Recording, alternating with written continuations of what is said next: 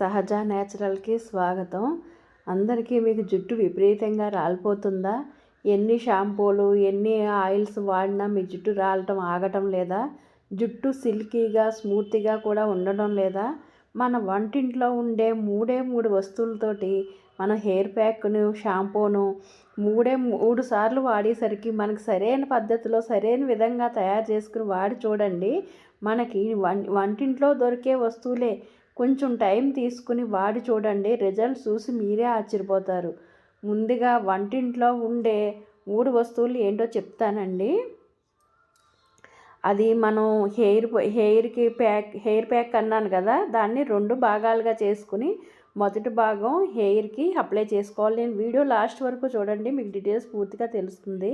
ముందుగా ఉల్లిపాయ తీసుకోవాలండి. ఉల్లిపాయ అది రెడ్ కలర్ అయితే మంచిది, రెడ్ కలర్ కాకపోయినా వైట్దైనా ఏం కాదు. మీ హెయిర్ని బట్టి 1, 2 తీసుకోండి. నేనైతే ఒకటి తీసుకున్నాను. ఒక ఉల్లిపాయని ఇలా తొక్కలు తీసేసి మనం మిక్సీలో ముక్కలు కోసి మిక్సీ జార్లో వేసుకోండి ముందుగా. తర్వాత గుప్పుడు కరివేపాకు అండి.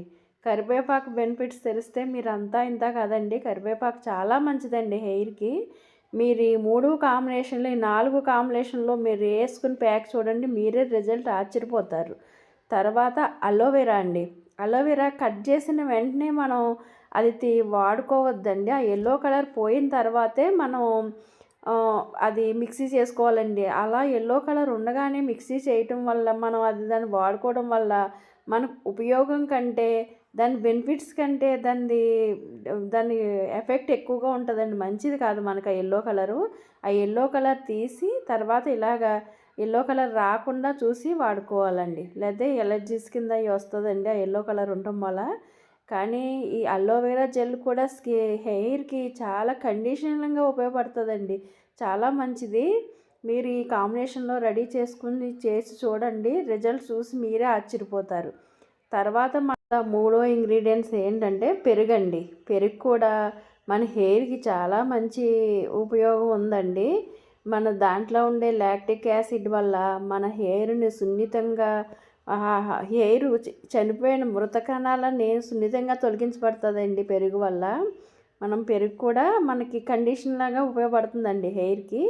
తర్వాత వేసేది పెరుగు ఇలా 2 స్పూన్లు వేసుకోండి. తర్వాత 4 వేసేసుకుని మెత్తగా మిక్సీ చేసేసుకోవాలండి. ఇలా మెత్తగా మిక్సీ చేసుకున్న దాంట్లో ఒక స్ట్రైనర్లో వడకట్టుకోవాలండి. ఆ వడకట్టుకోవడం కూడా స్ట్రైనర్ కాకుండా మీరు కాటన్ క్లాత్లో వడకట్టుకుంటే ఇంకా మంచిదండి. ఎందుకంటే సన్ననిది కూడా కొంచెం డస్టర్ లాంటిది కిందకి దిగిపోతుంది. అలా కాకుండా మీరు కాటన్ క్లాత్లో వేసి పిండేసుకోవచ్చండి. ఈ మాస్క్ ఉపయోగాలు చెప్తే నేను చెప్పడం కాదు, మీరు వాడి చూడండి, రిజల్ట్ చూసి మీరే ఆశ్చర్యపోతారు. దీంట్లో మనం ఇంకా వేసి ఇంగ్రీడియంట్స్ ఉన్నాయండి.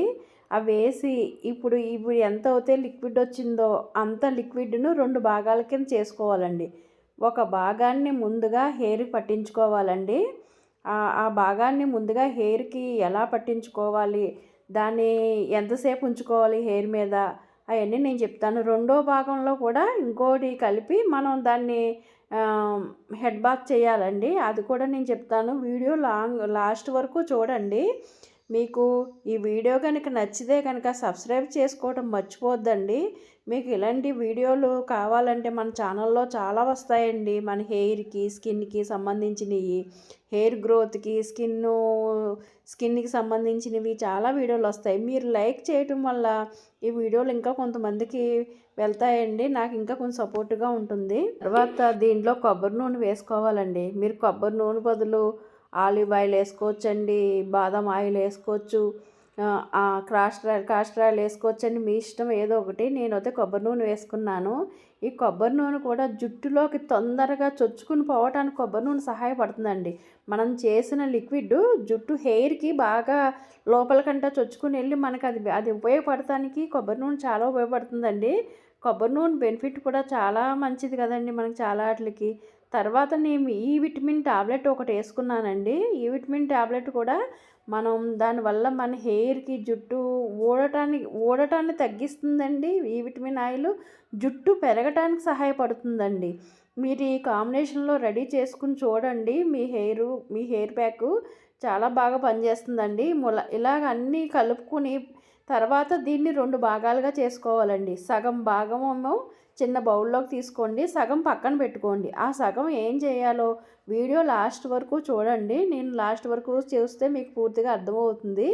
ఈ చిన్న బౌల్లో తీసుకున్న దాన్ని మనం కాటన్ క్లాత్ అయినా సరే కాటన్ అయినా సరే తీసుకుని ఆ కాటన్ దాంట్లో డిప్ చేసి మన హెయిర్కి పట్టించాలండి. హెయిర్ కంటే హెయిర్కి పట్టించొద్దండి, మనం స్కాల్ప్కి బాగా పట్టించాలండి.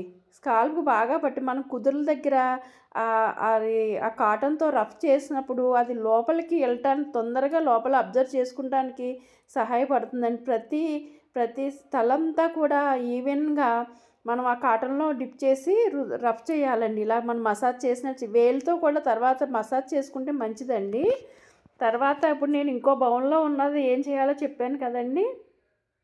దాంట్లో షాంపూ కలుపుకోవాలండి. షాంపూ మీరు ఏ షాంపూ వాడుకుంటారో ఆ షాంపూని కలిపేసుకుని తర్వాత హెడ్ బాత్ చేయాలండి. హెడ్ బాత్ కూడా ఎప్పుడు చేయాలంటే, ఇప్పుడు ముందుగా మనం ఓన్లీ షాంపూ కలపని వాటర్ పెట్టుకున్నాం కదండి, అది పెట్టుకున్నాక 1 గంట 2 గంటలు అలా వదిలేయండి.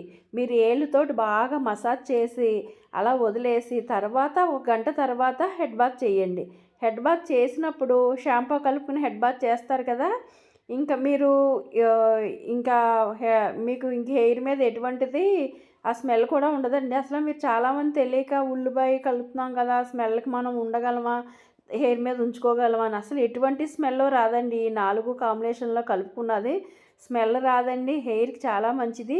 ఇలా మీరు హెడ్ బాత్ అలాగ నెలకి 2-3 సార్లైనా ఇలా ప్యాక్ రెడీ చేసుకుని మీరు హెడ్ బాత్ చేసిన ప్రతిసారి ఇలా పెట్టుకున్నారనుకోండి, మీ హెయిర్కి చాలా బాగుంటుందండి. మీ హెయిర్ పెరుగుతుంది. ఈ ఈ వీడియో కనుక నచ్చితే సబ్స్క్రైబ్ చేసుకోవడం మర్చిపోకండి.